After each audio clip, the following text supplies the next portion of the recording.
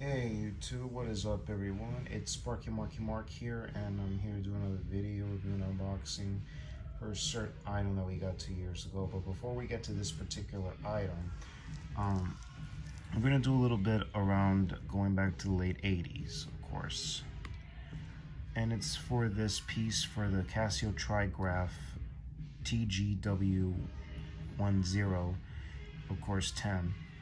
And it's a Trigraph Casio digital watch, and back then these were popular amongst people who wear watches and it trigraphs, and also the seconds count this side, and then there's indicator for PM, and then there's the time, kind of like a digital analog, of course.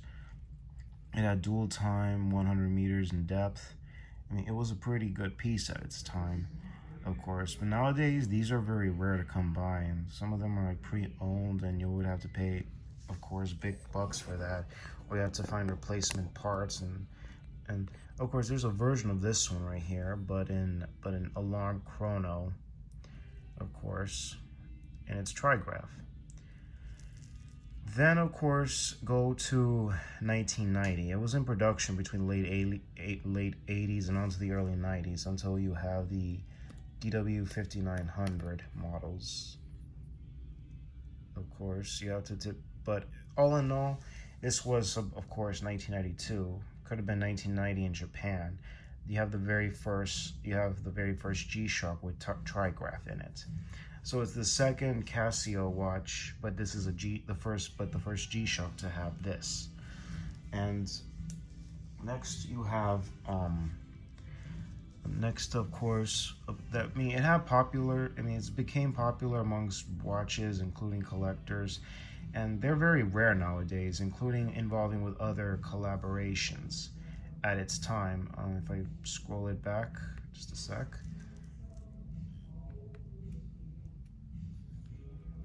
All right, I have to go back to 1992, but this piece was definitely released here in the US in 92, but it was in Japan in 1990. And of course, there was a gold version of that watch, but it had a gold buckle, of course. Around the same time, the DW6000 came out that year as well. All right. And around the same time, the look of the DW5900 came as the DW5900-1CR. This is digital and analog. Just a sec.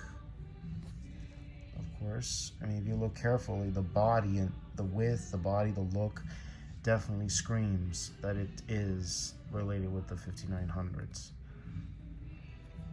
And then, of course, here it is in variations, including here representing the Christmas 1992, which was in a catalog, along with the DW6100, the 5900, the AW550, and then the DW6000, of course. And let me be clear if I didn't skip anything, of course. Okay.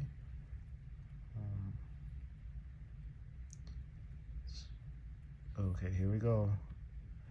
Here's a gold version with a display and the red letterings, and here it is in orange, goldish colorations. Of course, I was about a year old at the time, and here is the marble version, but it's a pattern version. And this is part of the winter premium edition. And then here's the Christmas edition, which represents the colors of Christmas. You have the letters in red, G-Shock protection in green. This one's, I believe, light green blue. Again, there it is, along with the other models I mentioned early. And this came around the same time good films came out that year, and good vehicles as well, and video games, of course.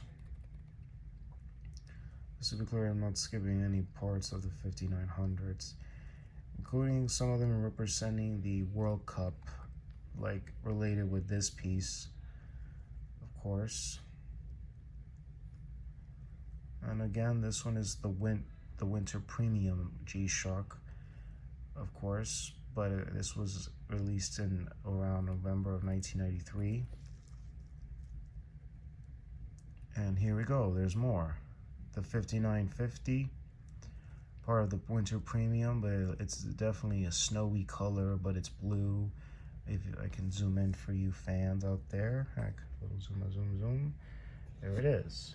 A little frosty, of course, but all in all, very well. But released in November of '93, a month before my buddy Alberto was born. And I was about 2 at the time, and this was around the same time another buddy, his birthday, of course. My buddy was about to be 4 that year in November. Here we are this is the white displayed version, and I don't even know what you call this one. It's a Sparks. It says compared with a conventional LCD with Trigraph novel in Japan.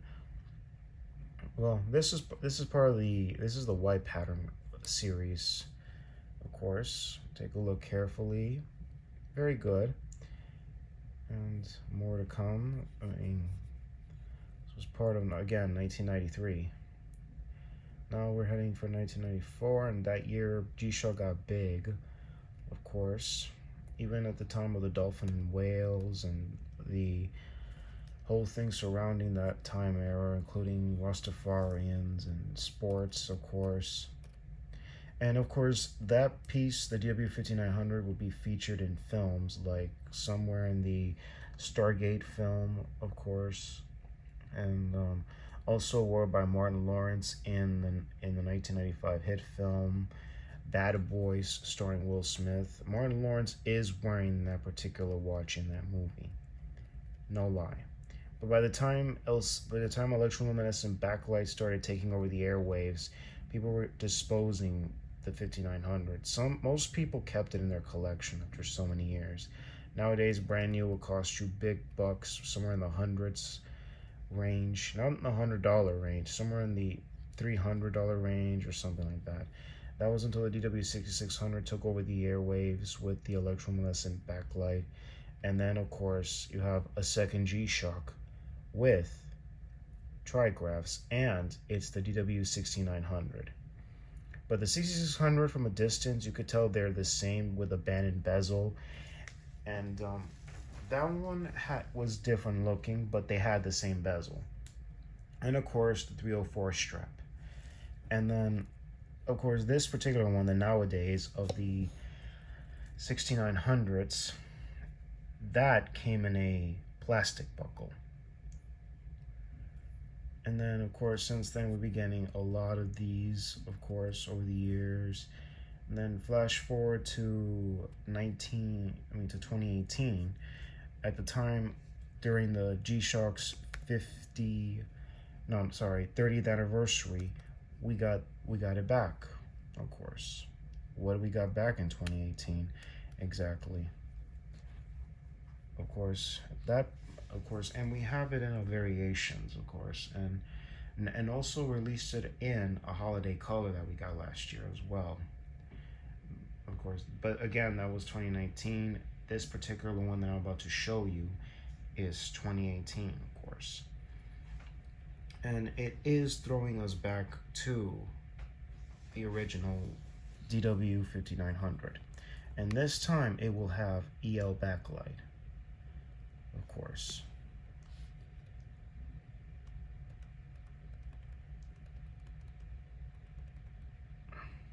It was pretty working with G-Shock in 2018. Been working here and there, busy, of course. All in all, been having a little fun with, of course, Casio and G-Shock, of course. They've been like releasing crazy watches, including the Masters, including the Bling Masters, which you're hearing on social media and on YouTube. So give shout outs to Bruce Williams and other collectors. And here we go. All right, this one is starting it all. Here we go, we have it back.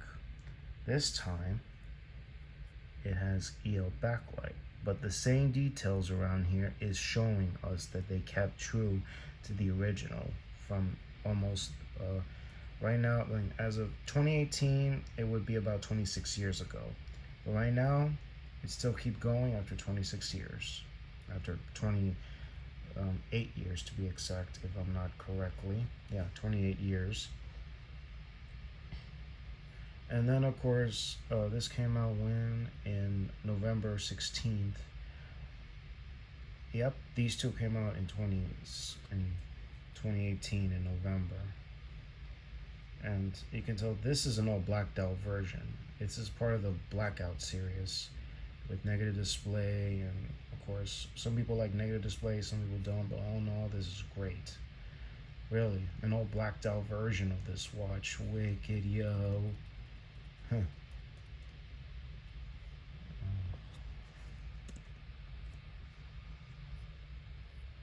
Right now I don't have what it looks like the holiday version that we got last year. I'll maybe show it in the near future. But all in all, let's play a little music to represent us for this piece. I'm going to be playing a little Finesse remix by Bruno Mars featuring Cardi B.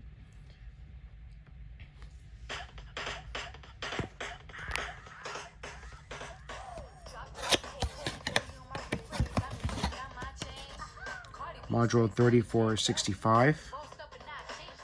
And lower the volume.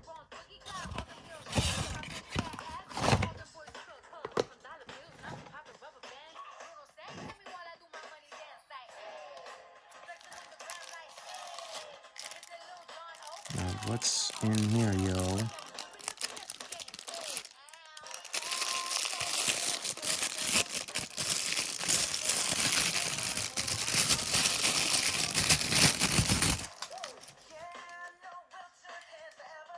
Say hello to the DW5900-1. I mean, look at it. They took exactly the schematics, the bezel, the look from 1992. Even though I'm hearing it 1990, of course. And the band. Holy cow. And it's got a silver buckle, as it was. And the band for this, what a coincidence. A 304 band. And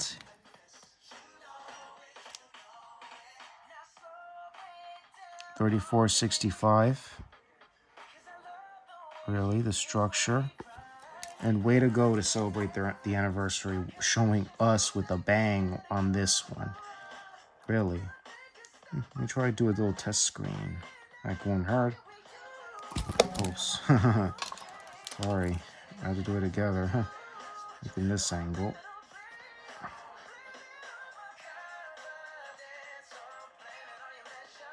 Or is it only 3?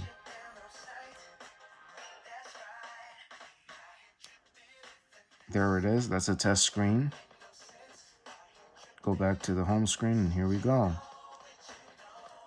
Just for the record, I'm on the wrong day, dudes. And I'm not in Japan. I'm in Vice City. Yo. So to all that are in the USA and anywhere around the world, if you're watching this, be safe, take care of you all, and God bless you.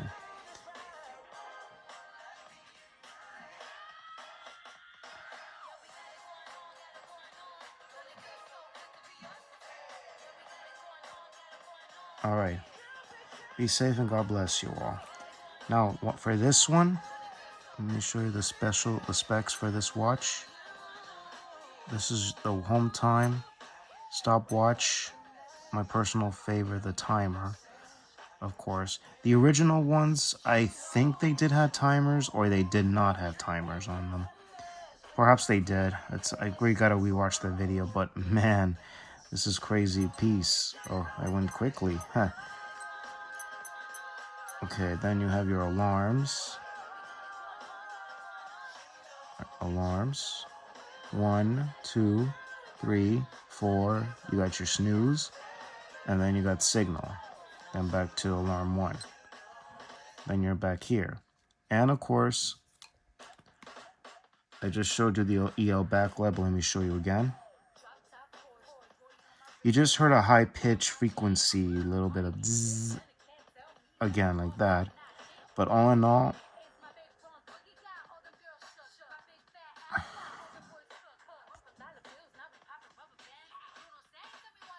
Look at giving us the original backlight from the 90s that was on the DW6600 and the 6900s. Admiring the shape, it may look like a distance from a 6900 because of these little bump parts right here. Oh, if you know what's on TV, I'm in the process of watching Trancers. That's Trancers,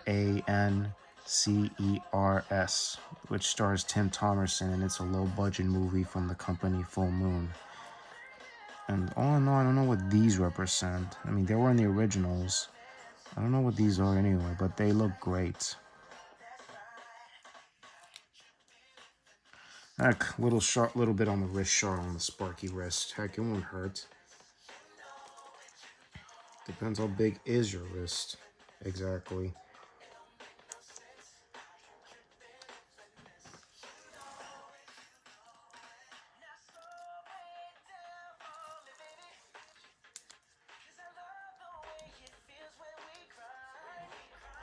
Oh no, it fits all right, but heck, it is what it is. Oh no, these are great pieces of its time and then of now. And last year they released a colorway for the holidays, which is the Christmas colors. Give shoutouts to G-Shock High Fashion, mostly Casio watch reviews, and who else, man? So I'm gonna give the shoutouts for now, including Doctor from Germany, and as well as Mike835, G-Shock O, Danny Handsome, Danny Mai, and G-Shock Warrior 3111, but he's changed another name, but I'll provide you a link for one of his videos in the description box. And as of a few days ago, Indiegogo has ended their funding for Never Hike in the Snow, of course, and they've ended their funding, and now shoutouts to all who've gotten it, and as well as the flash sale for In Search of Darkness, the definitive documentary for 80s horror films. And of course, now we're getting a new crowdfunding for the distributing for The Fall of Camp Blood. And advice for anyone, I'll provide you the link in the description box down below for that one as well, including for the Robert Englund documentary, including what else is being funded by Indiegogo. Like, In the Heart of Darkness, the making of Jason Goes to Hell the Final Friday, which has director Adam Marcus, which it has its love or hate, but I dig it anyway. And what else? And I've been providing you the other links for other things, including new things, including things you should check out for any fans of either horror, comedy, or sci-fi. Get your hands on that. So better get those before they go out, man. I mean, everybody enjoy their Friday 13s. Shout outs to you all and everything.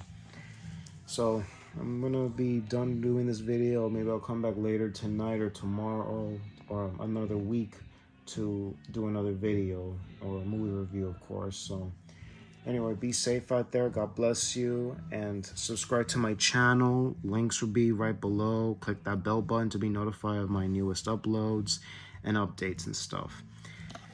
So anyway, this is Sparky Marky. Also, like my videos and comments on them. What do you think of it? And also, this is Sparky Marky Mark, and I'm out of here, signing off. God bless you all. Peace out.